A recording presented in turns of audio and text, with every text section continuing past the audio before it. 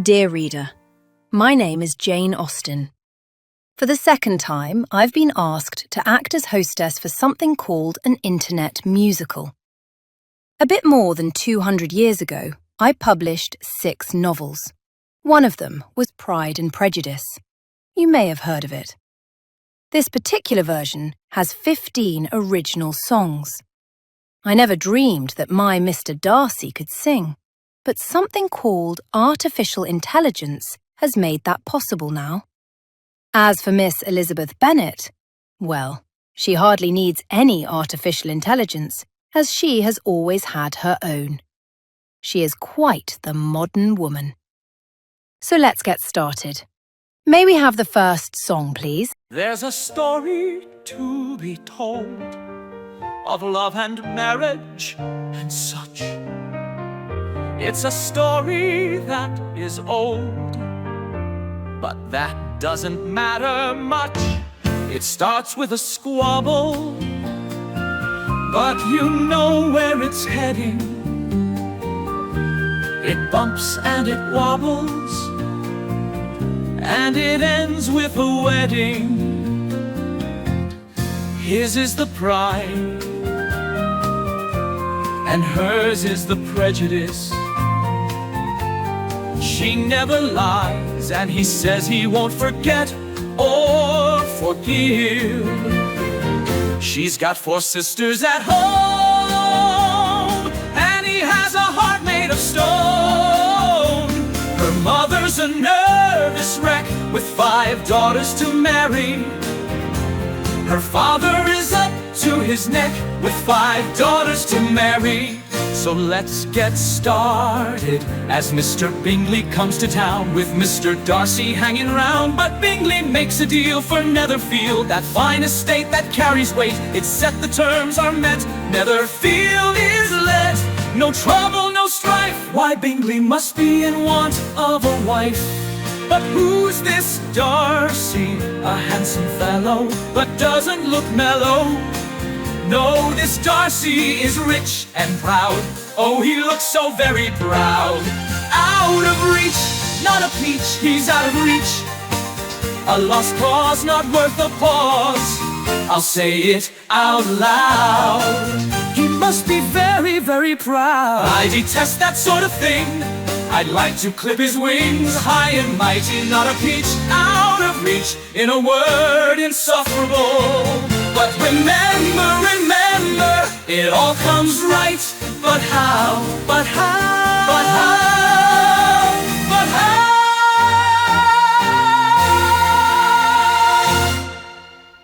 But remember, remember, it all comes right.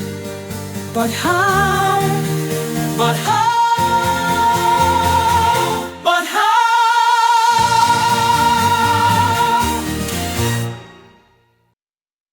Yes. How indeed. All we know so far is that Mr. Bingley, along with his friend, haughty and proud Mr. Darcy, has arrived in Meryton and taken Netherfield Park, a fashionable estate to let. The news of these 2 young eligible gentlemen immediately reaches the ears of Mrs. Bennet and her 5 daughters. Sparks fly, duty calls. Mr. Bennet must pay a visit to Mr. Bingley so that Bingley would then be under an obligation to return the visit and meet the Miss Bennets, all 5 of them. But Mr. Bennet loves a practical joke. He immediately calls on Mr. Bingley, his new neighbour, but fails to tell his family. Instead, he remains locked in his library, reading and improving his mind. There he waits for his wife. And a bit of fun.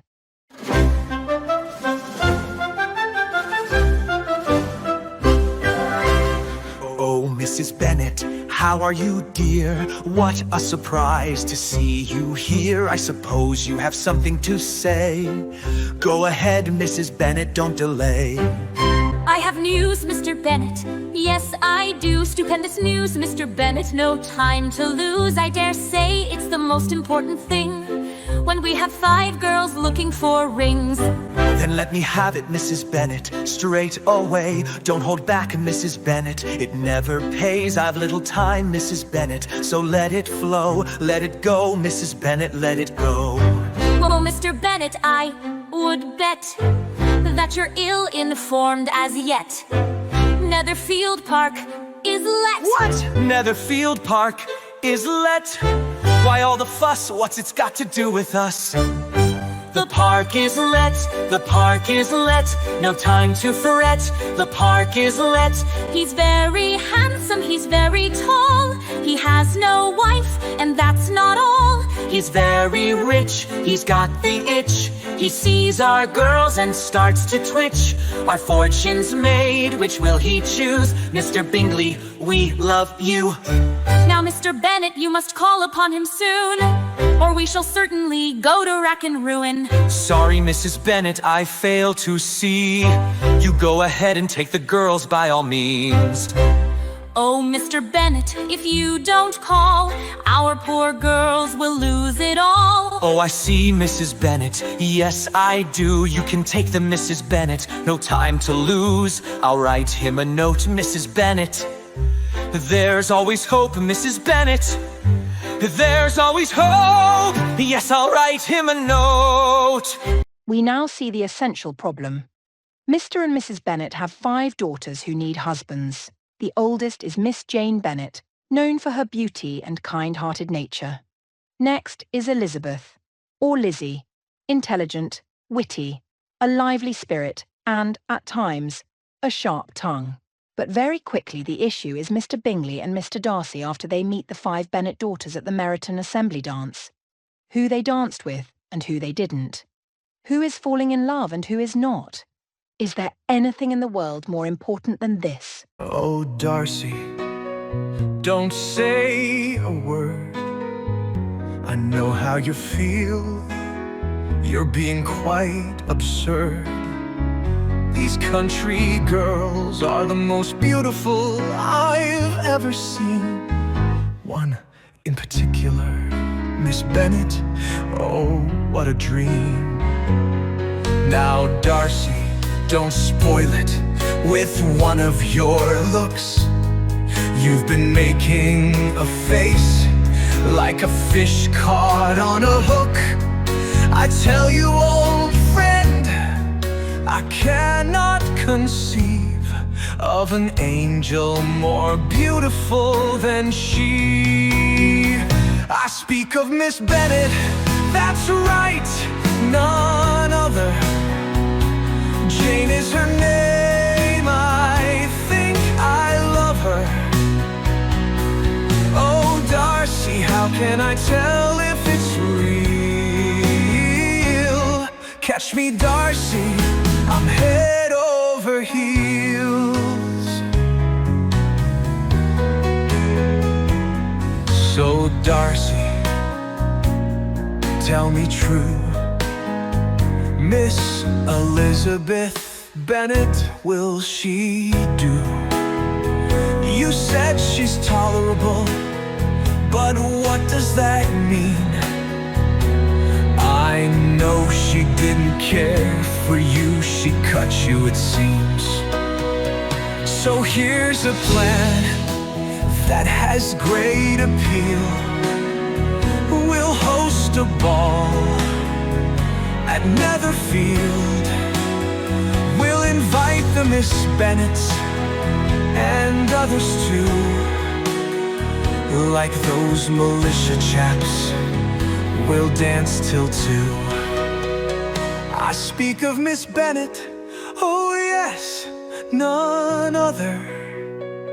Jane is her name, I think I love her. Oh, Darcy, how can I tell if it's real? Catch me, Darcy, I'm head over heels.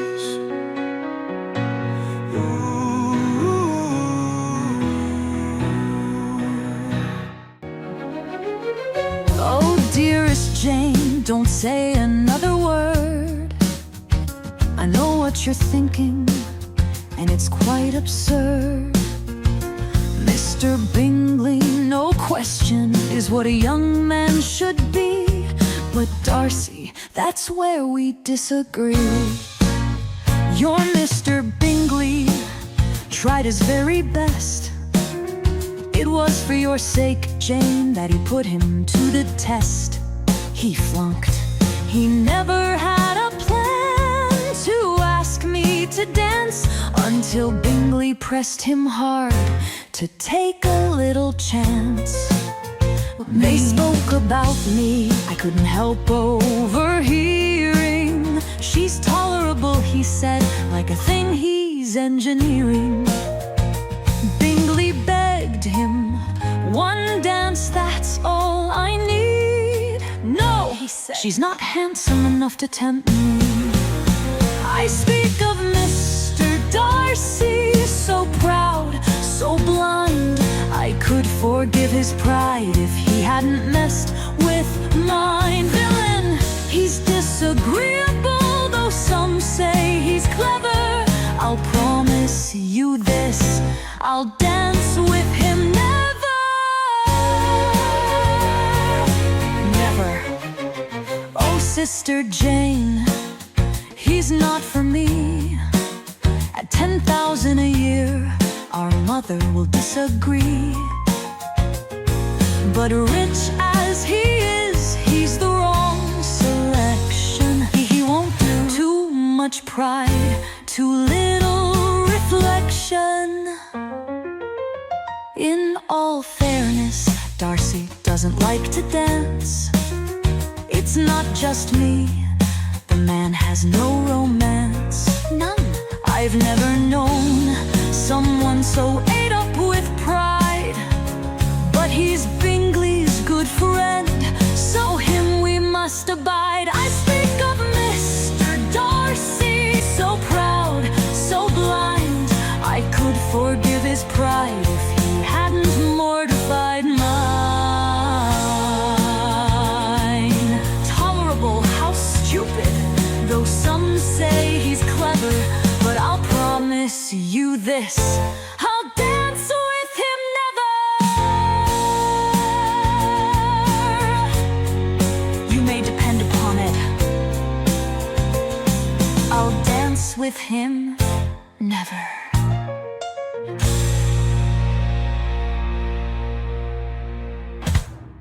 Well, Miss Elizabeth Bennet has certainly made a very definitive declaration never to dance with the high and mighty Mr. Darcy. At the same time, her sister Jane has a growing regard for Mr. Bingley, and Bingley seems to reciprocate. Jane is invited to Netherfield for a special women's-only dinner party, as the men of Netherfield are elsewhere engaged with newly arrived militia officers. The weather turns inclement, and Jane asks for the carriage to make the short journey to Netherfield. But Mrs. Bennet, ever scheming, insists that Jane go on horseback in the rain, as this will likely keep her captive overnight at Netherfield during the storm, throwing her into intimate contact with Mr. Bingley in the morning. The plan works all too well. Jane is soaked through, contracting a very bad cold that keeps her in a sick bed at Netherfield. Oh, my dear Mama, I'm here, but I need rest. I got soaked, Mama, and caught my death. My head is throbbing, I'm about to die. Your clever plan, Mama, has gone awry. Did you intend to kill me before I'm even wed?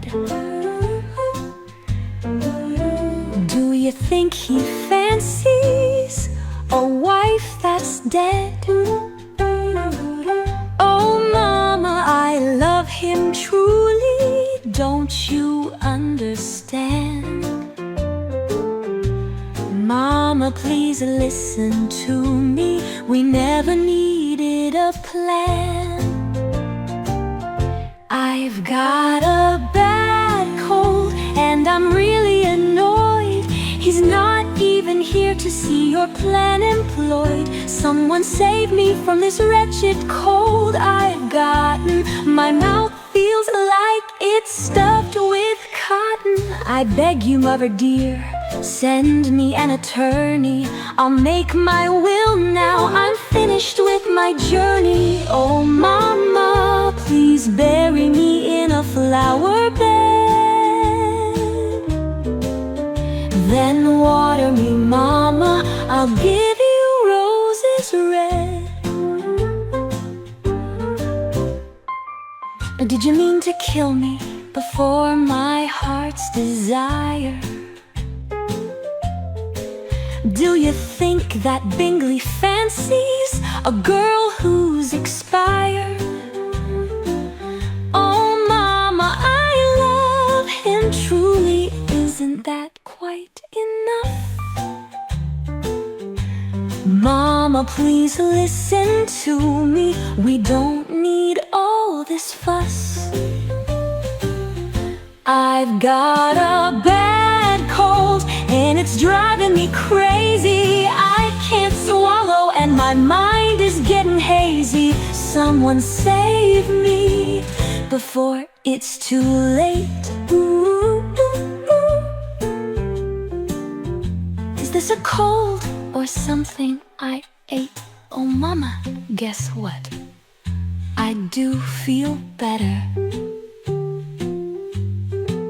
My headache's not as bad as this stormy weather.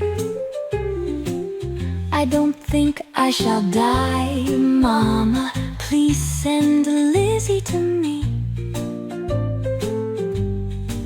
This plan will work, it is meant to be. For I truly love him, he means everything to me. He knows I love him, he can see right through me. Please understand, we shall never ever need another plan. Oh no, mama, we will never need another friend. No more plans. Jane is convinced there is no need for more schemes or unseemly encouragement for her to fix Mr. Bingley forever. Lizzie has been sent for so the two oldest Miss Bennets pass the better part of a week at Netherfield as Jane recuperates. Mrs. Bennet, delighted to have two daughters so intimate at Netherfield for so long, delays their coming home as much as she can. Mr. Bingley shows due concern for Jane's cold, but Mr. Darcy has little conversation. Elizabeth still finds him proud and very disagreeable, although it is noticed that he stares at her at every opportunity. Plans for the Netherfield ball continue, and, at last, Jane and Elizabeth return home, to Longbourn. Then, the world suddenly changes. Mr. Collins will soon pay a visit to the Bennets. None of them have ever seen him in their entire lives. He is a distant cousin, a pompous, foolish vicar who happens to be the heir to the Bennet home, Longbourn.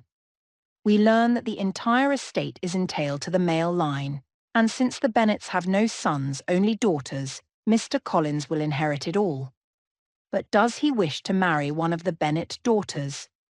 And, in this way, after Mr. Bennet's death, preserve in some fashion the estate for the remaining family. Lizzie is alert to this, and her very best friend, Charlotte Lucas, aged 27, and rapidly approaching being an old maid herself, has some astute observations about love and marriage. My name is Charlotte Lucas, and I know I'm often overlooked. You see, I'm plain and not a bit romantic. That's why Lizzie says my goose is cooked. But dear, dear Lizzie, here's what I believe is true. When it comes to love and marriage, don't try to know too much about the who and the why and the what. Happiness in marriage, it's entirely a matter of chance. You're better off not knowing all their defects in advance. If agreeable dispositions are romantic when they meet, it doesn't advance their felicity after the marriage is complete. Now don't laugh at me, Lizzie, I'm quite serious, as you see. I'm trying to open your eyes to what's best for you and me. You see, romance is fleeting, even if conditions are the best. But how well you get on later is anybody's guess. I haven't had any chances to put this to the test, but believe me, Lizzie Bennet, if I do, I'll know what's best.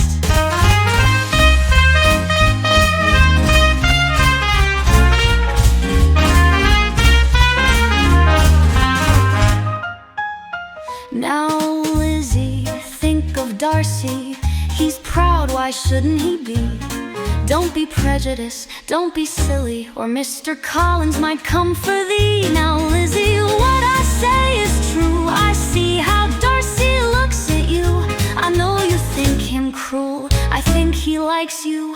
Don't be a fool, you see, romance is fleeting, even if conditions are the best.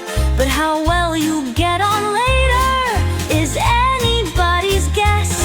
I haven't had any chances to put this to the test, but believe me, Lizzie Bennet, if I do, I'll know what's best. So, Mr. Collins arrives. He is everything we expected.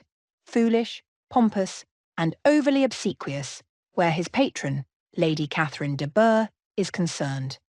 We soon discover his design for this unexpected visit. He seeks to make one of the Miss Bennets his wife. But which one? Jane seems out of the question, as she is practically engaged to Mr. Bingley and his £5,000 a year. So the next in line is Elizabeth, who does all she can to avoid the company of Mr. Collins. A walk into Meryton is suggested by Lydia. Soon all the Miss Bennets join the party, as does Mr. Collins as escort. They come upon a handsome young man, Mr. Wickham, who has just accepted a commission in the corps stationed at Meryton. They hardly have time to converse with him when Mr. Bingley and Mr. Darcy arrive on horseback. Upon seeing Wickham, Darcy seems taken aback. Wickham, likewise. After a few awkward moments, Mr. Wickham touches his hat, a salutation which Mr. Darcy deigns to return. Then Darcy turns his horse without a word and rides off. What could be the meaning of it? Wickham. Wickham. Damn. Damn. Damn his eyes, where did he spring from? Someone tell me why. And she was there. She must think it queer. Good God, I made a hash of it. Why is he here? This will set tongues wagging. How could it not? Of all the towns and places in the world, why here, why now, why not forgot? I won't run, I won't budge, there's nothing else to be done. I will cut him absolutely, but I won't run, that's best. What should I do now? Call him out, shoot him dead. It would all unravel. That's what I dread. I should warn her before he tells his lies. But I can't speak of it. Impossible. Damn his eyes. Their tongues will wag, it can't be helped. it's too late. I must bear it all now. I must be silent for her sake. His lies, her good name will protect. The truth can't be told. I won't run, my course is set. Damn his eyes, his lies are best. Yes, his lies are best. Damn his eyes, his lies are best.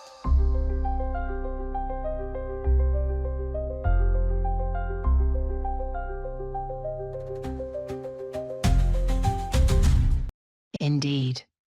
Tongues do wag, especially those aimed at Darcy, in reference to his past and his treatment of Wickham in former days. But Darcy remains silent, prideful, letting the gossip run where it may. But the Netherfield ball lightens the atmosphere, and almost everyone has a good time. Jane and Mr. Bingley get on famously, paying much too much attention to each other, leaving little doubt of their future attachment. Elizabeth, ready and willing to dance with Wickham, is disappointed.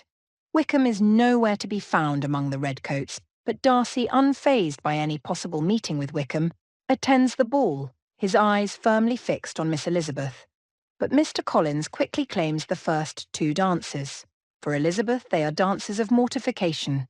Then, without a preface, suddenly Darcy appears and applies for the next dance. Startled and not realizing what she is doing, she does the unthinkable and accepts him. How could this happen? I'm not in love. I was surprised and astonished. I didn't know who it was. I'll have to dance now. His pride is tremendous. Or I could suffer a headache that would end it. Oh, dear Charlotte, why didn't you stop him? You know how I feel. I'd like to drop him. Well, I suppose Mr. Collins is even worse. Good God, that man is such a curse. Charlotte, you're smiling. What schemes are you cooking? He's nothing to me. Can you see, is my mother looking? Quit poking at me and quit making fun. Here he comes again. Oh my God, I'd like to run. Charlotte, what are we doing here? Why in the world did we come? I see Darcy, but no Wickham. Tell me, Charlotte, what's to be done?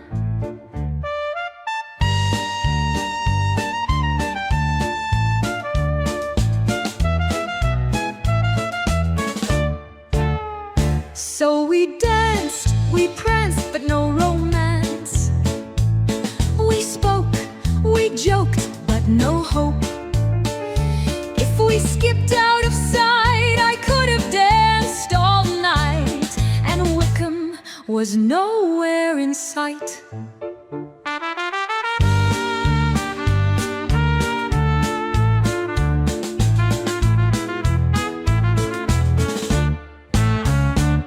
We stopped, and not meaning to condescend, I blurted out, Wickham easily makes friends. I didn't mean to say it, it was too late to belay it. Yes, said Darcy, Wickham makes friends, but does he keep them?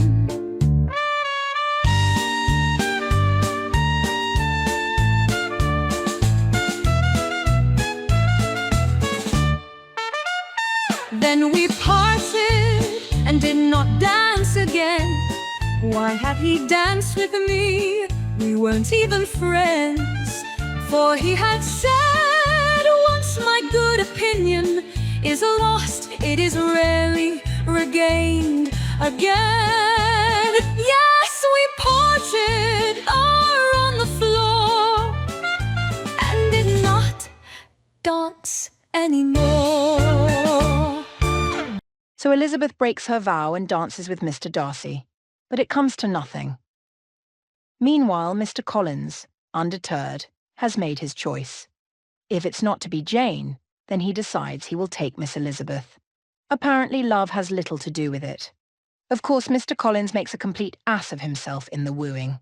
Elizabeth soundly rejects him, but Mrs. Bennet is strongly in favour of the match, to the point of disowning Elizabeth if she doesn't accept Mr. Collins. Mr. Bennet settles things by saying, "Your mother will never see you again if you do not marry Mr. Collins, and I will never see you again if you do." But then, something amazing. Within 2 days, Mr. Collins, the acknowledged heir of the Longbourn estate, makes an offer to Elizabeth's best friend, Miss Charlotte Lucas. Charlotte, clear-headed but facing spinsterhood, accepts Mr. Collins. Was there ever a more expeditious, pragmatic and unromantic courtship? My name is Mr. Collins. I know I'm often ignored. Not the most intelligent of men, such a bore, not handsome, not romantic, nothing less and nothing more. But dear, dear me, here's what I believe is true. When it comes to love and marriage, don't try to know too much about the why and the who and the what.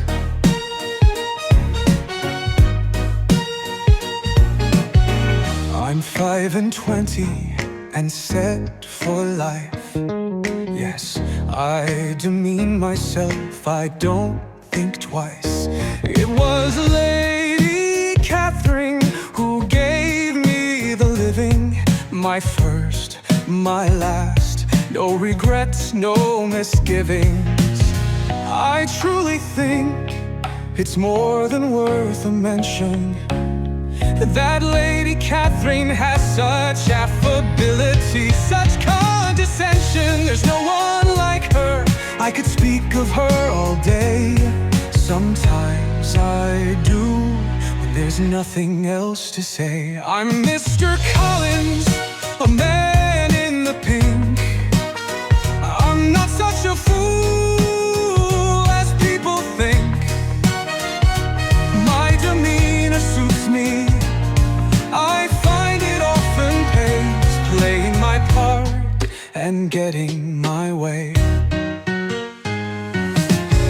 The Bennet girls are fine, as fine girls go, but they won't do for me. It would never work, you know. Someday I'll be the master of this fine old estate, and then it's best that no Bennets remain in place. Miss Elizabeth Bennet thinks I'm a clown. Of course I actually wanted her to turn me down. It's all so amusing, I have to confess, but I know what I'm doing, and Charlotte is the best. I'm Mr. Collins, a man in the pink. I'm not such a fool as people think. My demeanor suits me, I find it often pays. Depend upon it, I'll get my way. Oh, such affability, such condescension. I'll play my part and get your attention. So, everything is settled for Mr. Collins and Charlotte. The only one truly unhappy about it is Mrs. Bennet, as she expected more obedience from Elizabeth. For her, it is hard to imagine that should Mr. Bennet die tomorrow, Charlotte Lucas would be mistress of Longbourn. Perhaps even worse than this, Jane has just received a letter from Mr. Bingley's sister, Caroline, informing her that the Bingleys and Darcy have left Netherfield for London, with no idea of returning anytime soon. Jane is distraught and very much needs her mother, who is indisposed, having taken the news even harder than Jane. Meanwhile, Elizabeth promises Charlotte she will visit her after Charlotte is installed in the vicarage near Rosing Park, the seat of Mr. Darcy's aunt, Lady Catherine de Bourgh. At that moment, Mrs. Bennet's brother and his wife, known as Aunt Gardiner, arrive for a visit to Longbourn. Aunt Gardiner is a favourite and faithful correspondent. She knows all, when it comes to her 5 nieces, as she is far more rational and sensible than their mother. I'm Aunt Gardiner, the one with 5 nieces. They send dozens of letters of love and caprices. The girls have their mother, but she's rather nervous. Every day, every night, she's out of service. Now Jane's in love with a wealthy young beau. He was madly in love with her, then gone, what a blow. It's clear to me he's trifled her affections. He's off to town, the wrong direction. I told Jane, come to London, visit me. Something's gone wrong, we'll mend it, you'll see. That sister of his may be the trouble. Or is it Darcy? That's trouble double. Love is for the young, it takes so much doing. The wishing and hoping and crying and wooing. Hearts are broken and mended and fixed. It's so amusing if it's not you who's been bit. Now Lizzie in love with a handsome young Wickham. Danger, no man of fortune, little income. I warned her, don't trifle with your own affections. You can do better, not Mr. Collins, but in that direction. Lizzie visits Charlotte, now Mrs. Collins, well adjusted. Lady Catherine's nearby, condescending and disgusted. She's Darcy's aunt, rich and proud as a duchess. Lizzie holds her own and her nose too much of a muchness. Then things take a turn, but is it planned or by chance? It's Darcy himself to visit his aunt. He's altered somehow, and Lizzie detects it. He's civil, he's caring, his behavior corrected. And now the unthinkable happens far and above. He calls upon Lizzie like a schoolboy in love. He looks at her while he sits in a chair. What does this mean? Why is he there? Then quite by chance, Lizzie learns the fact that Bingley's love for Jane Darcy made him retract. Lizzie's anger sparks and shoots through the ceiling. Abominable man, so proud, no decent feelings. Love is for the young, it takes so much doing. The wishing and hoping, crying and wooing. Hearts are broken, then mended and fixed. It's so amusing if it's not you who's been tricked. Then, the impossible happened. Just as Elizabeth had learned of Darcy's opposition to Jane, and how proud he was to have saved his friend Bingley from an impossible and disastrously low connection, Darcy himself, inexplicably, made a sincere offer of marriage to Elizabeth. What a shock! In my original story, I did not supply the exact words of Darcy's uncanny proposal. At the time, I thought that best. But now, 200 years later, and due to the technology of your time, I include the exact words of that proposal, sound and picture. May we see it, please? In vain have I struggled. It will not do. My feelings will not be repressed. You must allow me to tell you how ardently I admire and love you. Despite your inferiority in birth and connections, I cannot help but acknowledge that I am captivated by your wit, your intelligence, and your spirit. You must understand the tumultuous conflict within me, trying to disregard these feelings due to your family's lower status, and, admittedly, their sometimes objectionable behaviour. But my love for you has overcome my reservations, and I am here to offer you my hand in marriage. I believe we could find happiness together if you would do me the great honour of becoming my wife.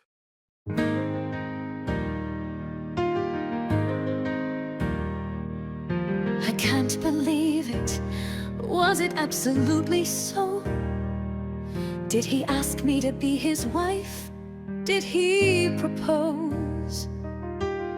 What was he thinking? Was he actually kneeling? I didn't accept him, did I? My mind is reeling. I think I spoke harshly, prejudiced and unfeeling. I was all the things I accused him of being. Now he writes me a letter. Do I read it or not?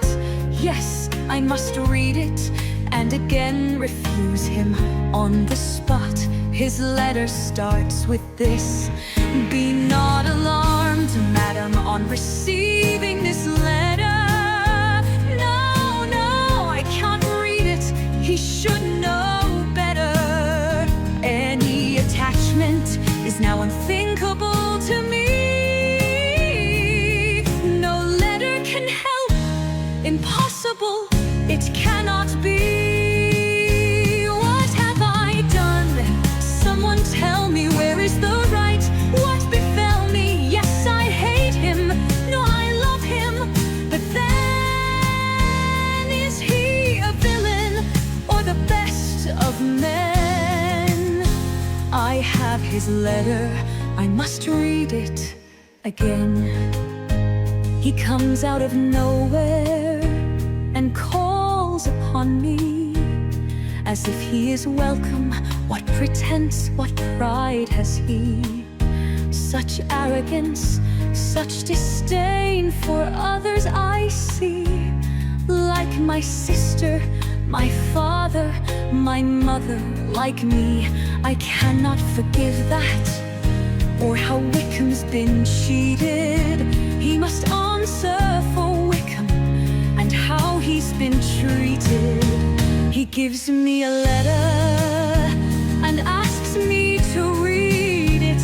I've read it more than once, but can I believe it? There's something there, integrity, genuine feeling. He answers for Wickham, so very manly, so revealing. He admits his part in Bingley's sudden retreat. He accepts his guilt without guile or conceit. My heart, so strange, wants to believe him ever, but it's too late. His good opinion lost forever. What have I done? Someone tell me, where is the right? What befell me? Yes, I hate him. No, I love him. But then, is he a villain or the best of men? I have his letter. I must read it again, again.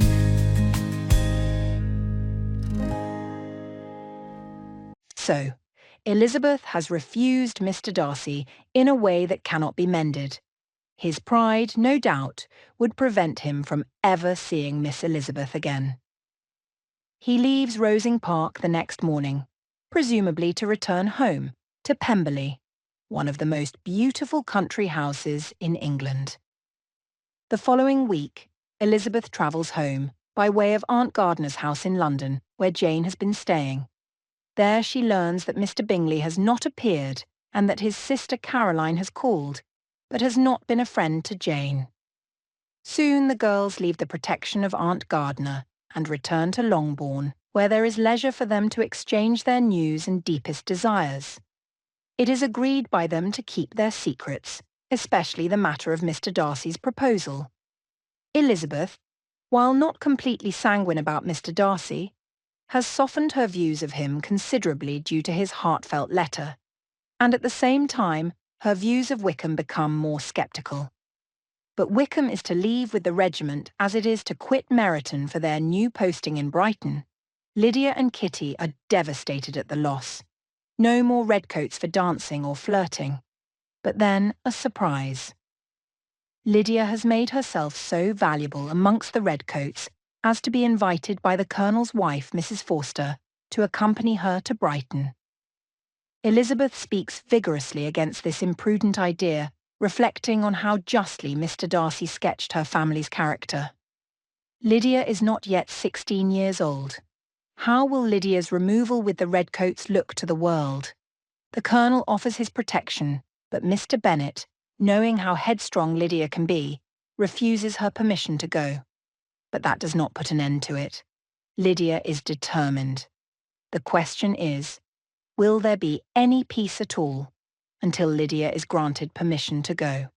I miss Lydia Bennet. I like to have fun. Lots of fun. I was fine until the regiment quit Meryton. No fun. My heart was broken like Mama's once before. That's true. Oh, how can I live, long born such a bore?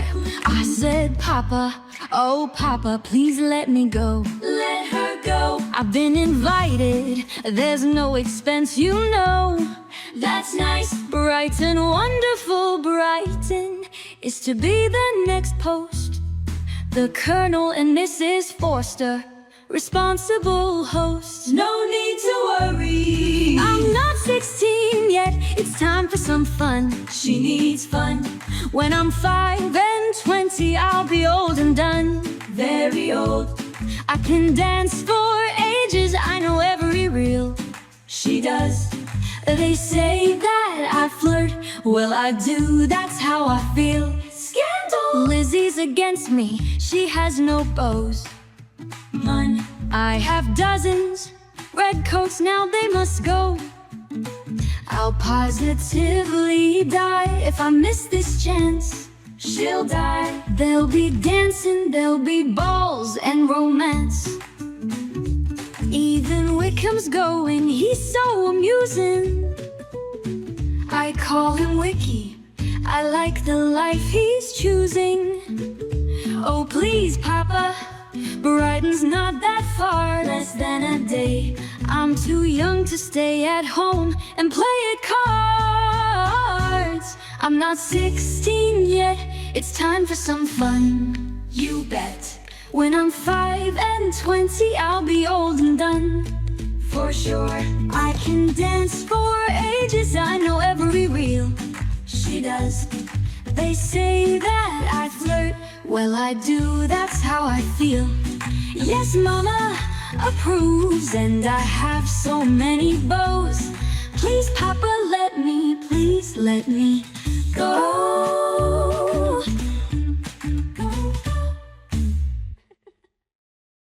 Of course Lydia gets her way. Elizabeth argues against it but fails to move her father. Her arguments do not mention Darcy's letter, which must remain secret for a host of reasons. In particular, the letter includes Darcy's vivid sketch of Wickham's attempted elopement with Darcy's sister Georgiana. Barely 15 at the time, Elizabeth does not wish to expose Georgiana's name in regards to Wickham. Likewise, Darcy himself, when confronted with Wickham's presence in the country, had not exposed Wickham's character for the same reason. So Elizabeth makes no mention of Darcy's secret letter, though she often rereads it. So Mr. Bennet is left in ignorance of Wickham's true character. And thus, he relies solely on his opinion of Colonel Forster.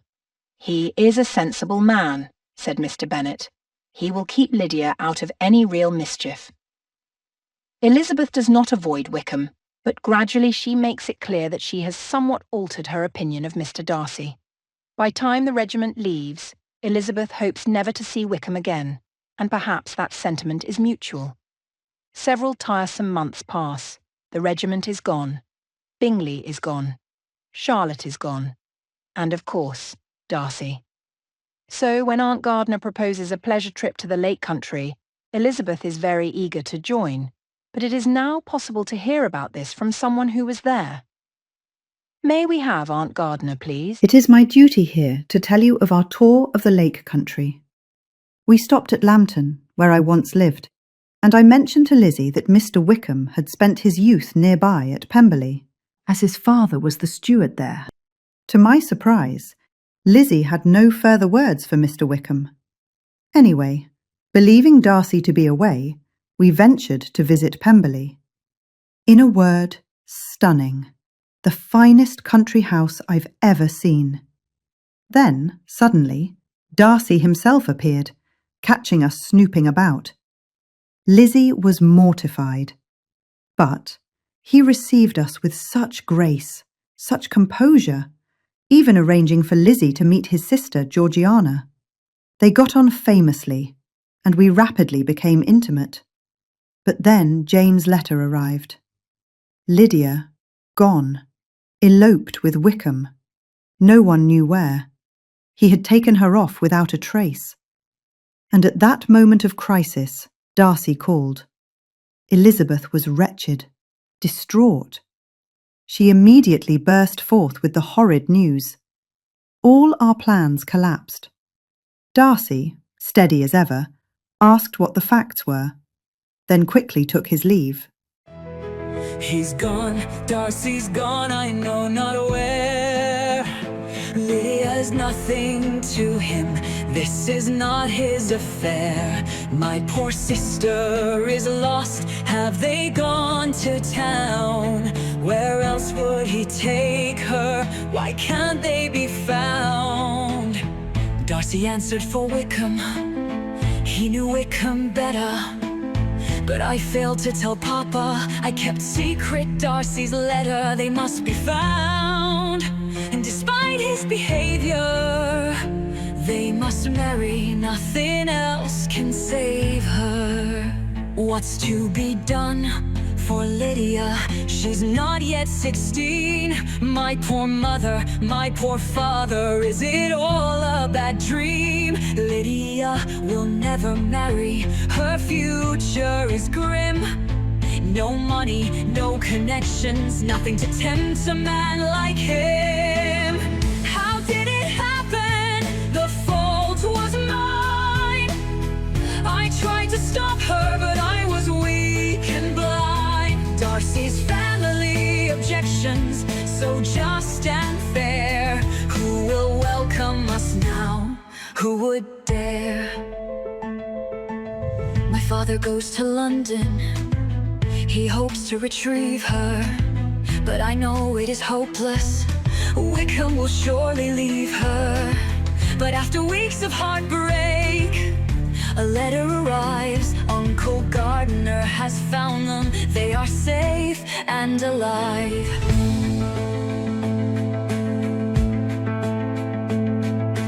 Father is to pay Wickham just 100 a year, but Papa is certain someone else has paid dear. Lydia is married, a quiet wedding in town. We must wish them joy now, with a smile, not a frown. How could it have happened? The fault was all mine. I could have stopped her, I was selfish, unkind. Darcy's family objections, how just, how fair. Who will call on us now? Nobody cares. So Lydia is settled with a villain for a husband. They must remove very far, for here no one will trust them. Then Bingley approaches and Darcy comes too, to call on us. But why, what will they do? Yes, what will they do? So, what did they do? Nothing, immediately, except to call upon the Miss Bennets in a cheerful manner. They did not discuss Lydia, for Lydia and Wickham had been found, and someone had convinced Wickham, no doubt on heavy terms, to make Lydia an honest woman by marrying her, and for Wickham to accept a commission in a northern unit of regulars. Elizabeth soon learned that that someone was Mr. Darcy. A long, confidential letter from Uncle Gardner revealed all. Darcy was the man. He had found them. He had dealt with Wickham. He had also paid out a heavy sum so that Lydia might be married. It was nearly all Darcy's doing, and the only reward he sought was that his part in the matter remain confidential. This news sent Elizabeth into a flutter of spirits in which it was difficult to determine whether pleasure or pain bore the greatest share. This occupied her thoughts until something larger sprang forth. Jane was engaged. Mr. Bingley could wait no longer, and he had made his declaration. They were as happy as any couple ever has been, but this is nothing compared to the joy and felicity felt by Jane's mother, who at last had an engaged daughter soon to marry £5,000 a year. But all of this became as a footnote when Lady Catherine de Bourgh made an unexpected, unwanted and unwarranted appearance at Longbourn. I am Lady Catherine. I'll speak with Miss Bennet alone, alone. I'll put a stop to this nonsense. Heaven knows I cannot allow my nephew to be so taken in. You've no fortune, no connections, nothing compared to him. An impossible rumor has reached my ears, a scandalous falsehood, mere gossip one hears. I'll get the truth of the matter without delay. What a very small park you have so out of the way. I will not be trifled with, my intention is clear. I'm Lady Catherine de Bourgh, you know why I'm here. I am known for my frankness, my sincerity too. Are you engaged to my nephew? I know it's not true. Engaged, my lady, impossible you said. Coming here only proves gossip you dread. Then tell me it's false, it cannot be true. Tell me now, I expect an answer from you. I wonder you took the trouble of coming so far. If the answers you seek, you know what they are. This is not to be borne. Insolent girl, tell me this, are you engaged to Darcy? Answer me, I insist. I'll tell you quite frankly, I have nothing to hide. Engaged, no, I am not. Are you satisfied? I knew it for years, Darcy, been engaged to my daughter. You're far too late. So promise me now you will never enter such a state. I will make no promise today or any day. You have insulted me in every way. I beg you to go, there's nothing further to say. I will not be trifled with, my intention remains. I'm Lady Catherine de Bourgh, you know why I came. Your ambition, your hopes, I shall disappoint. Depend upon it, I will carry my point. Indeed, I will carry my point. Do not imagine, Miss Bennet, that your ambition will ever be gratified. I take no leave of you, Miss Bennet. I send no compliments to your mother. You deserve no such attention. I am most seriously displeased. So Lady Catherine is finally put in her place, and Elizabeth is just the girl to have done it.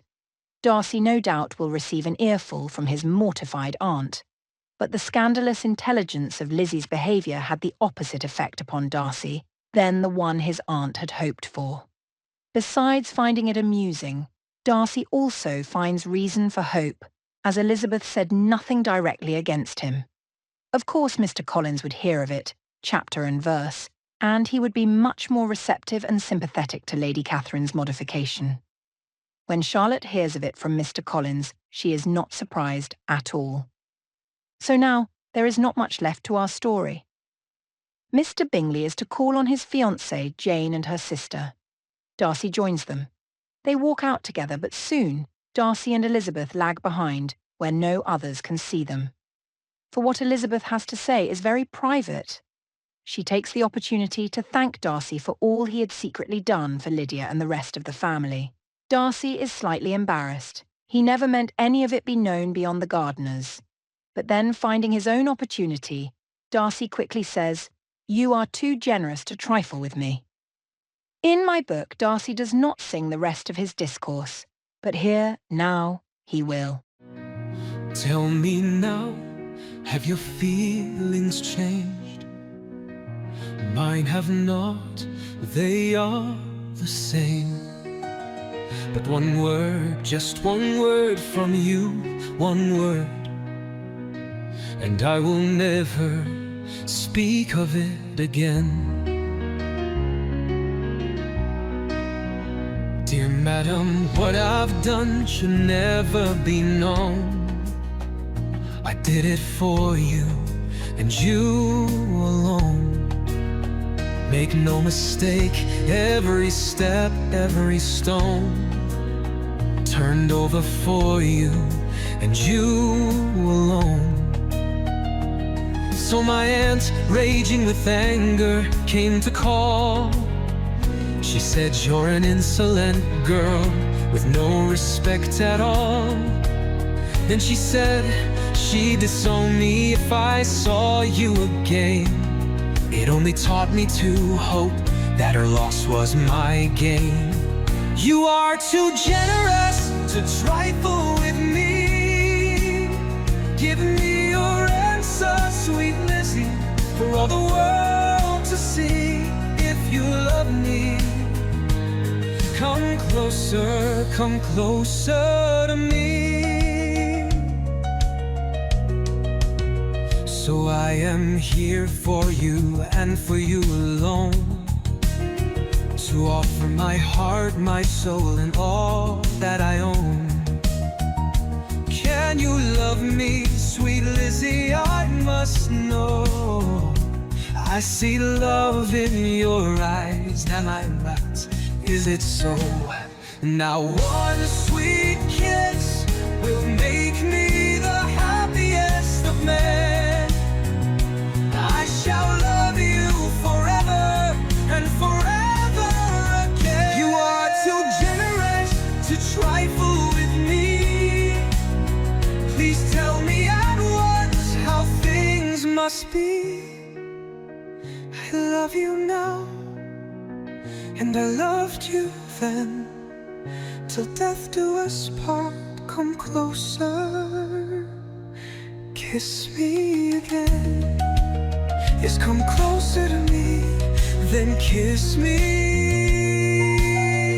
Yes, come closer and kiss me again. Come closer to me and kiss me again, and again, and again, and again.